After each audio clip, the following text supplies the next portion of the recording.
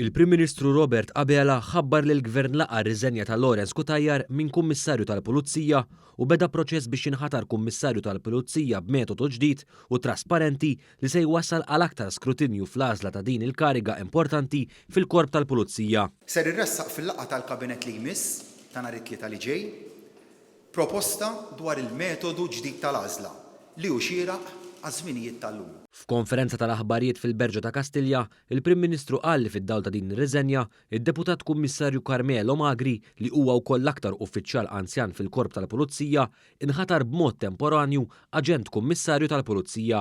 Akkumpanjat mill-Ministru għall-Intern u s-Sigurtà Nazzjonali Byron Camilleri, Dr. Abela għamel referenza għal lettra ta' riżenja tas-Sur Cutajar u taħħajr għas-sens ta' irġulija u għal riżultati pożittivi li kiseb il-Korp taħt it-tmexxija tiegħu fl-aħħar snin.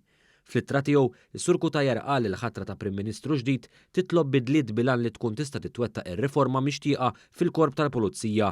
Dr. Abela qal li qiegħed jara opportunità lejn il-bidu ta' riforma fil-Korp tal-Pulizija li tkompli ssaħħu b'mod partikolari fil-qasam tal-infurzar. Korp tal-Pulizija għamel xogħol li huwa tajjeb ħafna.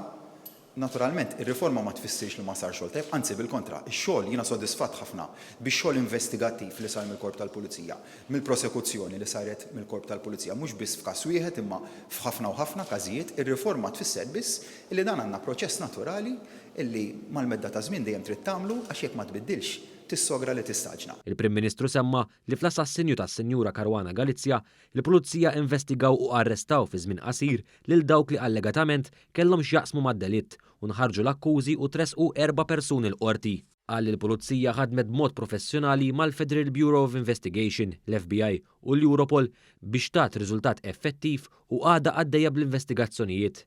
Mistoqsi dwar il-kariga tal-Avukat Ġenerali, Dr. Abela qal li m'hemm ebda raġuni għaliex għandu jirriżenja. Jiena sal-lum għamilt evalwazzjoni tal-ħidma tal-Avukat Ġenerali u ma nara li teżisti.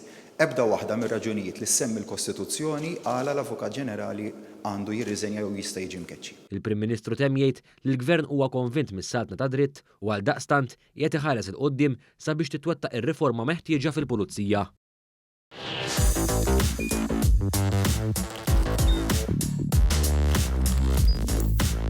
Idħol fuq one.com.mt u hemmhekk tista' tara l-programmi kollha li jxandru fuq One permezz ta' One Play.